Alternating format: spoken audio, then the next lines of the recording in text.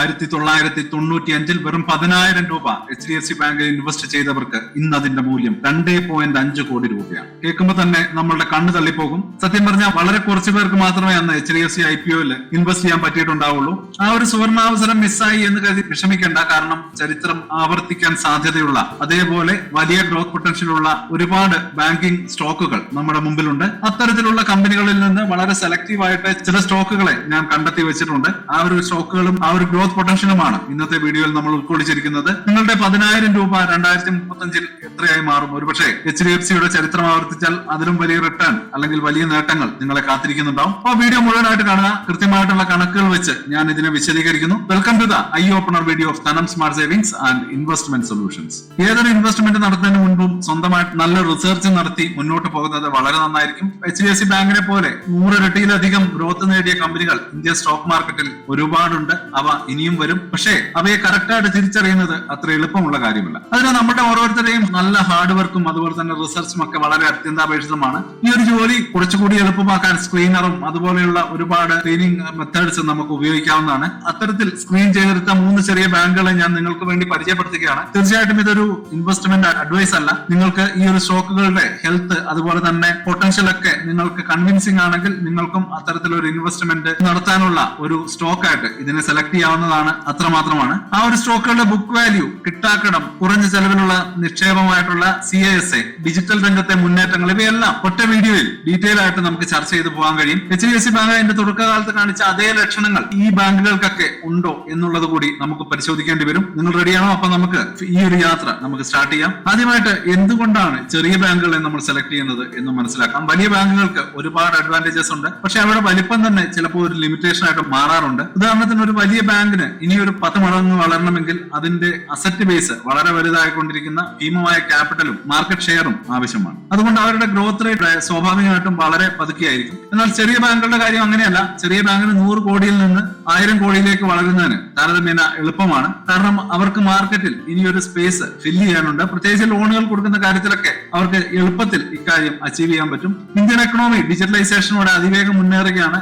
Non banking financial കമ്പനികളും small finance ബാങ്കുകളും ഈ ഒരു മാറ്റത്തിന്റെ മുൻനിരയിലുണ്ട്. ഡിജിറ്റൽ ക്രെഡിറ്റ് കാർഡുകൾ, UPI വഴിയുള്ള ലോണുകൾ, ആധാർ ബേസ്ഡ് KYC സിസ്റ്റംസ്, ഇവയൊക്കെ ഈ ഒരു സെക്ടറിൽ ഒരു വലിയ വിപ്ലവം തന്നെ സൃഷ്ടിച്ചിരിക്കുകയാണ്. ഇത് സാധാരണക്കാരന് ഫിനാൻഷ്യൽ സർവീസുകൾ കൂടുതൽ എളുപ്പത്തിൽ ലഭ്യമാക്കുന്നു. അതുപോലെ തന്നെ ഡിജിറ്റൽ മുന്നേറ്റത്തിലൂടെ ചെറിയ സ്ഥാപനങ്ങൾക്ക് അവരുടെ ഓപ്പറേറ്റിംഗ് കോസ്റ്റ് കുറയ്ക്കാനും കൂടുതൽ കസ്റ്റമേഴ്സിലേക്ക് എത്താനും വളരെ എളുപ്പത്തിൽ സാധിക്കുന്നു എന്നും വേണം കരുതാൻ. അപ്പൊ ഇതിന്റെ എല്ലാം ഫലമായി ഇവരുടെയൊക്കെ കിട്ടാക്കടം കുറയുകയും ചെലവിനുള്ള നിക്ഷേപങ്ങൾ കൂടുകയും ചെയ്യുന്നു. ഇതൊരു അനുകൂല സാഹചര്യം ആയിട്ടാണ് ഞാൻ കരുതുന്നത്. ടൈം മെഷീൻ എന്ന് വിളിക്കുന്ന HDFC ബാങ്ക് അതിന്റെ തുടക്കത്തിൽ എങ്ങനെയാണോ ഒരു ചെറിയ ബേസിൽ നിന്ന് വലിയ കുതിച്ചുചാട്ടം നടത്തിയത്, അതേപോലെ ഒരു സാഹചര്യമാണ് ഇന്ന് ഈ ചെറിയ ബാങ്കുകൾക്ക് മുന്നിലുള്ളത്. ഇന്ത്യൻ എക്കണോമിയുടെ വളർച്ചയും ഡിജിറ്റൽ ട്രാൻസ്ഫോർമേഷനും ഈ ബാങ്കുകൾക്ക് വലിയ ഓപ്പർച്യൂണിറ്റികളാണ് തുറന്നു നൽകുന്നത്. ഒന്നാമതായിട്ട് നമുക്ക് AU സ്മോൾ ഫിനാൻസ് ബാങ്കിനെ കുറിച്ച് മനസ്സിലാക്കാം. നമ്മുടെ ലിസ്റ്റിലെ ആദ്യത്തെ ബാങ്കാണ് AU സ്മോൾ ഫിനാൻസ് ബാങ്ക്. രാജസ്ഥാനിൽ ഹെഡ് ക്വാർട്ടേഴ്സ് ഉള്ള അതിവേഗം വളർന്നുകൊണ്ടിരിക്കുന്ന ഒരു ഫിനാൻഷ്യൽ ഇൻസ്റ്റിറ്റ്യൂഷൻ ആണ്. ബിസിനസ് മോഡൽ നോക്കുകയാണെങ്കിൽ വളരെ ഡൈവേഴ്സിഫൈഡ് ആണ്. അവരുടെ ലോൺ പോർട്ട്ഫോളിയോയുടെ 70% റീറ്റെയിൽ സെഗ്മെന്റിലാണ്. പേഴ്സണൽ ലോണുകൾ, ചെറുകിട ബിസിനസ് ലോണുകൾ തുടങ്ങിയവയാണ് അവർ കൂടുതൽ നൽകാറ്. ബാക്കി 30% ഒരു MSME ചെറുകിട ഇടത്തരം സംരംഭങ്ങളുടെ സെക്ടറുകളിലാണ് നൽകിയിട്ടുള്ളത്. ഗ്രാമീണ മേഖലകളിലും അതുപോലെ തന്നെ അർദ്ധനഗര മേഖലകളിലും ഇവർക്ക് ശക്തമായിട്ടുള്ള ഒരു പ്രസൻസ് ഉണ്ട്. ഈ മേഖലകളിൽ വലിയ ബാങ്കുകൾക്ക് പലപ്പോഴും എത്താൻ കഴിയാത്ത എന്നാൽ വലിയ പൊട്ടൻഷ്യൽ ഉള്ള ഒരു മാർക്കറ്റ് അവൈലബിൾ ആയിട്ടുണ്ട്. അവയാണ് AU ബാങ്ക് ടാർഗറ്റ് ചെയ്യുന്നത്. ഫണ്ടമെന്റൽസ് നോക്കുകയാണെങ്കിൽ ഫിനാൻഷ്യലി ഈ ബാങ്ക് വളരെ സ്ട്രോങ് ആണ്. 24 ഫിനാൻഷ്യൽ ഇയർ സാമ്പത്തിക വർഷത്തിൽ 30% ഗ്രോത്ത് രേഖപ്പെടുത്തി. ഇതൊരു ചെറിയ ബാങ്കിനെ സംബന്ധിച്ച് മികച്ച വളർച്ചാ നിരക്കാണ്. പ്രൈസ് ടു ബുക്ക് വാല്യൂ 2.1 ആണ്. ഇതൊരു ഫെയർ വാല്യുവേഷൻ ആയിട്ട് കണക്കാക്കാം. ഏറ്റവും പ്രധാനമായിട്ട് ശ്രദ്ധിക്കേണ്ടത് നെറ്റ് NPA കിട്ടാക്കടം വെറും 0.9% മാത്രമാണ്. ഇത് ഇവരുടെ അസറ്റ് ക്വാളിറ്റി എത്ര മികച്ചതാണെന്ന് കാണിക്കുന്നു. കൂടാതെ CASA current account savings account ratio 44% ആണ്. സ്മോൾ ഫിനാൻസ് ബാങ്കുകളുടെ ഏറ്റവും ഉയർന്ന CASA റേഷ്യോകളിൽ ഒന്നാണിത്. കുറഞ്ഞ പലിശ നിരക്കിൽ ഡെപ്പോസിറ്റ് ലഭിക്കുന്നത് ബാങ്കിന്റെ പ്രോഫിറ്റബിലിറ്റി കൂട്ടാൻ സഹായിച്ചേക്കും. ഗ്രോത്ത് ട്രിഗറുകൾ എന്തൊക്കെയാണെന്ന് നമുക്ക് നോക്കാം. 2026 ഏകദേശം 300 പുതിയ ബ്രാഞ്ചുകൾ തുറക്കാൻ ബാങ്കിന് പ്ലാൻ ഉണ്ട്. ഇത് അവരുടെ ഫിസിക്കൽ പ്രസൻസ് വർദ്ധിപ്പിക്കുകയും കൂടുതൽ കസ്റ്റമേഴ്സിലേക്ക് എത്താൻ സഹായിക്കുകയും ചെയ്യും. ഡിജിറ്റൽ കസ്റ്റമർ അക്വസിഷൻ കോസ്റ്റ് 30% കുറയ്ക്കാൻ അവർക്ക് കഴിഞ്ഞിട്ടുണ്ട്. അതുപോലെ തന്നെ കാർഡ്, പേഴ്സണൽ ലോൺ പോർട്ട്ഫോളിയോ 50% വർദ്ധിപ്പിക്കാനും അവർ ലക്ഷ്യമിടുന്നുണ്ട്.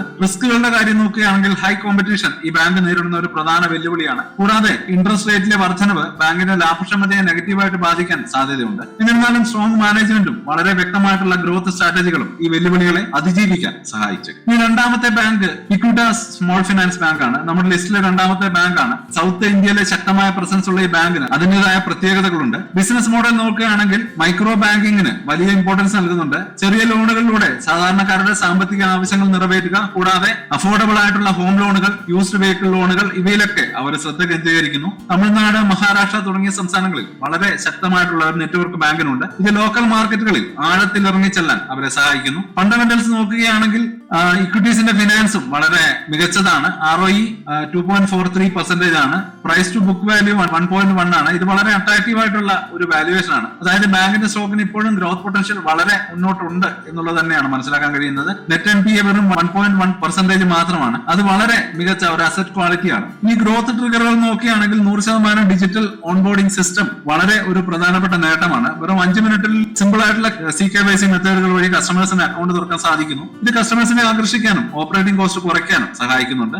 NBFC പാർട്ട്നേഴ്സുമായിട്ട് സഹകരിച്ചിട്ടുള്ള കോ ലെൻഡിംഗ് വഴി 25% അധിക വളർച്ച നേടാൻ ബാങ്ക് ലക്ഷ്യമിടുന്നുണ്ട്. മറ്റ് ഫിനാൻഷ്യൽ സ്ഥാപനങ്ങളുമായിട്ട് ചേർന്ന് ലോണുകൾ നൽകുന്ന വഴി റിസ്ക് കുറയ്ക്കാനും കൂടുതൽ കസ്റ്റമേഴ്സിലേക്ക് എത്താനും സാധിക്കും. 2025 ക്രെഡിറ്റ് കാർഡ് ലോഞ്ച് ചെയ്യാൻ ഇക്വിറ്റാസ് പ്ലാൻ ചെയ്യുന്നുണ്ട്. ഇത് CASA റേഷ്യോ വർദ്ധിപ്പിക്കും. ഈ റിസ്കുകൾ നോക്കിക്കഴിഞ്ഞാൽ ഇക്വിറ്റാസിന്റെ ഭൂരിഭാഗം ലോണുകളും സൗത്ത് ഇന്ത്യൻ സംസ്ഥാനങ്ങളിൽ കേന്ദ്രീകരിച്ചാണ്. ഇതൊരു ജിയോഗ്രഫിക്കൽ കോൺസെൻട്രേഷൻ ഉണ്ടാക്കുന്നു. ഇത് ഭാവിയിൽ ചില വെല്ലുവിളികൾക്ക് കാരണമായേക്കാം. എന്നാലും മറ്റ് സംസ്ഥാനങ്ങളിലേക്ക് കൂടി പ്രസൻസ് വ്യാപിപ്പിച്ച് ഈ റിസ്ക് കുറയ്ക്കാൻ അവർക്ക് കഴിയും. മൂന്നാമത്തെ bank Ujjivan small finance bank ആണ്. ഉജ്ജീവൻ സ്മോൾ ഫിനാൻസ് ബാങ്ക് നമ്മുടെ ലിസ്റ്റിലെ മൂന്നാമത്തെ ബാങ്കാണ്. മൈക്രോ ഫിനാൻസ് സെഗ്മെന്റിൽ സ്ട്രോങ് ബേസ് ഉള്ള ഈ ബാങ്കിന് വലിയ ഗ്രോത്ത് പൊട്ടൻഷ്യൽ ഉണ്ട്. ബിസിനസ് മോഡൽ നോക്കുകയാണെങ്കിൽ ഉജ്ജീവൻ ഏറ്റവും വലിയ പ്രത്യേകത അവരുടെ 45 ലക്ഷം വനിതാ മൈക്രോ ക്ലയൻസ് ആണ്. ഇന്ത്യയിലെ ഏറ്റവും വലിയ വനിതാ ലോൺ നെറ്റ്വർക്കുകളിൽ ഒന്നാണ് ഇവരുടേത്. സ്ത്രീ ശാക്തീകരണത്തിന് ഊന്നൽ നൽകി മൈക്രോ ഫിനാൻസ് രംഗത്ത് ഇവർ വലിയ സംഭാവനകൾ നൽകുന്നുണ്ട്. ഇവരുടെ ബിസിനസ് മോഡലിന് ഒരു സോഷ്യൽ റെസ്പോൺസിബിലിറ്റി കൂടി മുന്നിലേക്ക് എടുത്തു കാണിക്കാൻ കഴിയും. ഫണ്ടമെന്റൽസ് നോക്കിക്കഴിഞ്ഞാൽ ഉജ്ജീവൻ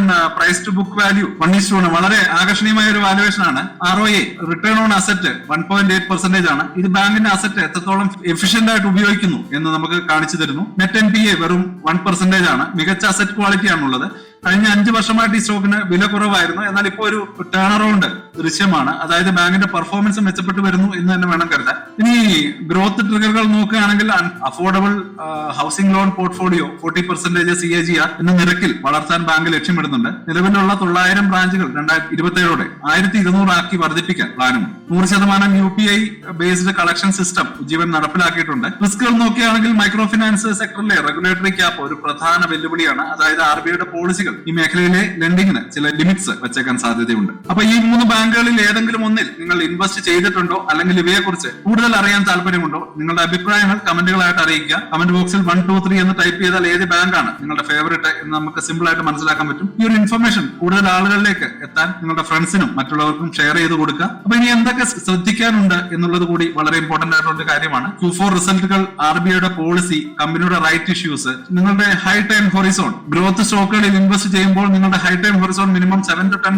ഇയർ എങ്കിലും ആയിരിക്കണം. അത്രയും കാലത്തേക്ക് നമുക്ക് ഹോൾഡ് ചെയ്യാൻ പറ്റുന്ന രീതിയിലായിരിക്കണം ഈ ഒരു ഫണ്ട് അലോക്കേഷൻ. അവയൊക്കെ നമ്മൾ ശ്രദ്ധിക്കേണ്ടതുണ്ട്. ഇനി വാങ്ങാനുള്ളത് നേരിട്ടുള്ള നിക്ഷേപം അല്ലെങ്കിൽ SIP രീതിയിലൊക്കെ നമുക്ക് വാങ്ങാൻ കഴിയും. അതുപോലെ തന്നെ 3 മാസത്തിൽ ഒരിക്കലെങ്കിലും നിങ്ങളുടെ ക്വാർട്ടർലി പോർട്ട്ഫോളിയോ റിവ്യൂ ചെയ്യേണ്ടത് വളരെ അത്യാവശ്യമാണ്. ഏതെങ്കിലും ബാങ്കിന്റെ അസറ്റ് ക്വാളിറ്റി മോശമാകുന്നതായിട്ട് കണ്ടാൽ ആ ബാങ്കിലെ ഇൻവെസ്റ്റ്മെന്റ് പുനഃപരിശോധിച്ച് പോർട്ട്ഫോളിയോ റീബാലൻസ് ചെയ്യുന്നത് വളരെ നല്ല തീരുമാനമായി. കണ്ടിന്യൂസ് മോണിറ്ററിംഗും ആവശ്യമായ മാറ്റങ്ങൾ വരുത്താനുള്ള ഒരു മനസ്സും ഒരു നല്ല ഇൻവെസ്റ്റർക്ക് വളരെ അത്യന്താപേക്ഷിതമാണ്. ഈ ഒരു കൺക്ലൂഷനിലേക്ക് അടക്കാം. HDFC ബാങ്കിന്റെ ചരിത്രം നമ്മളെ പഠിപ്പിച്ചത് ക്ഷമയോടെ ഇൻവെസ്റ്റ് ചെയ്താൽ വലിയ റിട്ടേൺസ് കിട്ടുമെന്നാണ്. അന്നത്തെ HDFC ബാങ്കിനെ പോലെ ഇന്നത്തെ AU, ഇക്വിറ്റാസ്, ഉജ്ജീവൻ എന്നീ ബാങ്കുകൾ മുന്നിൽ വലിയ ഗ്രോത്ത് ഓഫ് ഓപ്പർച്യൂണിറ്റികളുമായിട്ട് നമുക്ക് മുമ്പിലുണ്ട്. 10 മടങ്ങ് നേട്ടം എന്നത് ഫാന്റസി അല്ല, അത് ചരിത്രം ആവർത്തിക്കാൻ സാധ്യതയുള്ള ഒരു റിയാലിറ്റിയാണ്. പക്ഷെ അതിന് ക്ഷമയും സിസ്റ്റമാറ്റിക് ഇൻവെസ്റ്റ്മെന്റും ആവശ്യമാണ്. വീഡിയോ നിങ്ങൾക്ക് ഉപകാരപ്പെട്ടു എന്ന് കരുതുകയാണെങ്കിൽ ഒരു ലൈക്ക് നൽകുക. അതുപോലെ തന്നെ ചാനൽ സബ്സ്ക്രൈബ് ചെയ്യുക. അടുത്ത വീഡിയോയിൽ ഫിൻടെക് UPA സ്റ്റോക്കുകളെ കുറിച്ചാണ് വളരെ ഡീറ്റെയിൽ ആയിട്ട് പറയുന്നത്. അതും ഇൻട്രസ്റ്റിംഗ് ആയിട്ടുള്ള ഒരു ടോപ്പിക് ആയിരിക്കും. നിങ്ങളുടെ അഭിപ്രായങ്ങളും കമന്റുകളും ഞങ്ങളെ മുന്നോട്ട് നയിക്കുന്നു. പുതിയൊരു വീഡിയോ ആയിട്ട് വീണ്ടും കാണാം.